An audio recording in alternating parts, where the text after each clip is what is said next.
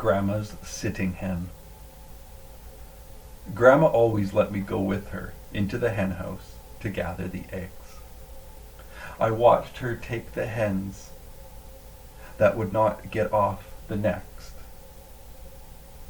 cluckers as she called them, up to the shed and hold them down in the big water tank until they were soaking wet and had nearly drowned. Then she put them in the coop to dry off. She said that made them quit setting and go back to laying eggs as they were supposed to do. Grandma was busy getting supper. I wanted to help, so she told me to go and gather the eggs, but to be very careful not to break any. Away I went with the egg basket to the hen house, glad to do something for Grandma, as she always gave me cookies. I got all the eggs out of the nests, even the glass nest eggs, and put them carefully in my basket. There was one nest that the hen wouldn't get off so I could get the eggs. She was a mean one. She pecked my hand and it hurt. I got mad. I could see there were a lot of eggs under her and Grandma wanted them. So I got a stick and hit her until she got off the nest. I got the eggs and put them in the basket. I went to go out the door when I saw that hen get right back on the nest.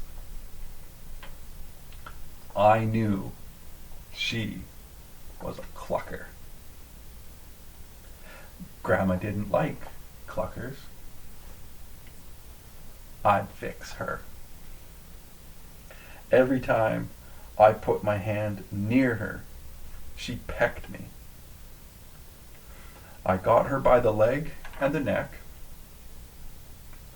I had her where I wanted her.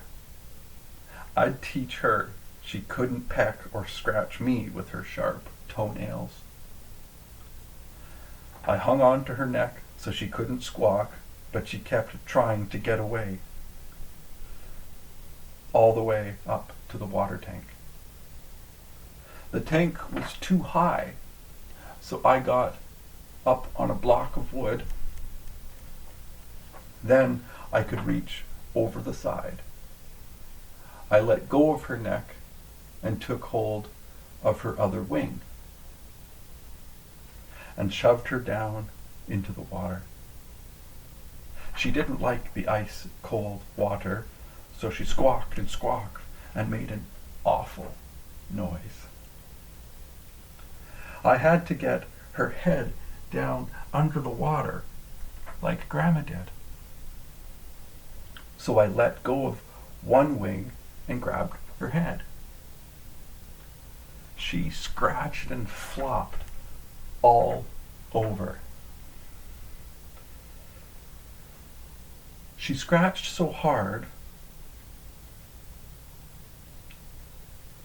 she scratched my hand loose from her other wing.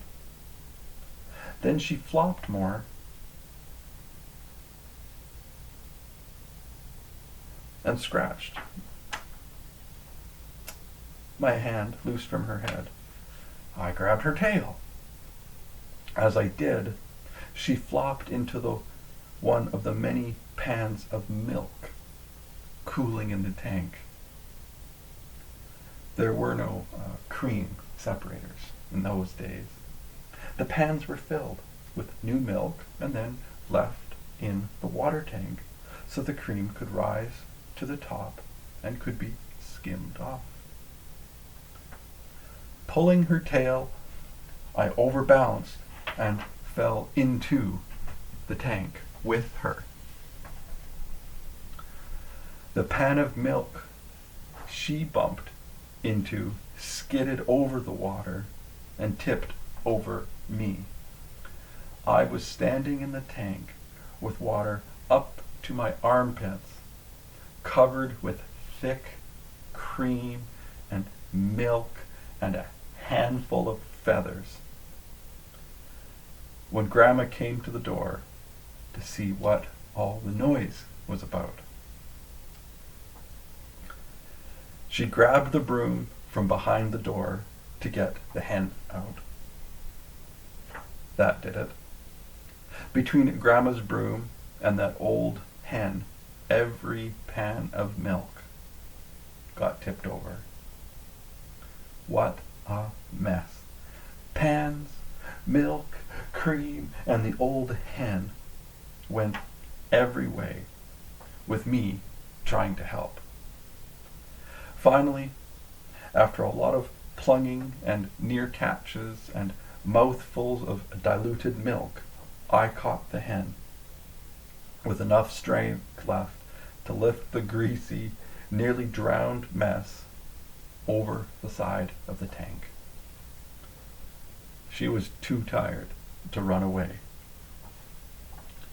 Grandma just stood still and looked at the hen for a good minute, then lifted me out of the tank. First, she gave me a good shaking. Then she put me across her lap and gave me a good spanking. Every time her hand landed, it stung through my wet, thin pants. Me crying at the top of my voice. She took no pity on me, but sent me home. I thought Grandma was the worst woman in the world. I would never go back to her house again. To add insult to injury, Mother laughed when she saw me coming up the road. The lure of the cookie jar was too great for me to hold a grudge against Grandma. The spanking was soon forgotten.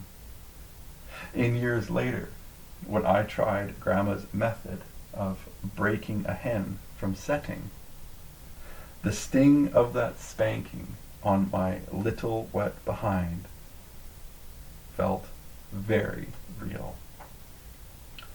Years later, while visiting Grandma, she would recall some of my pranks when I was a little lad. She asked me if I remember putting the setting hen in the water tank. I did. Then she told me that getting me out of the tank and the spanking she gave me was not the end of the story. The eggs I had taken from under the setting hen were due to hatch within a week. I had taken them out of the nest last, so they were on top of the basket. The next morning, she had taken the eggs from the top of the basket and served boiled eggs for breakfast. You guessed it. Every egg opened contained a half-grown baby chick. Boiled eggs were banished from that table for a long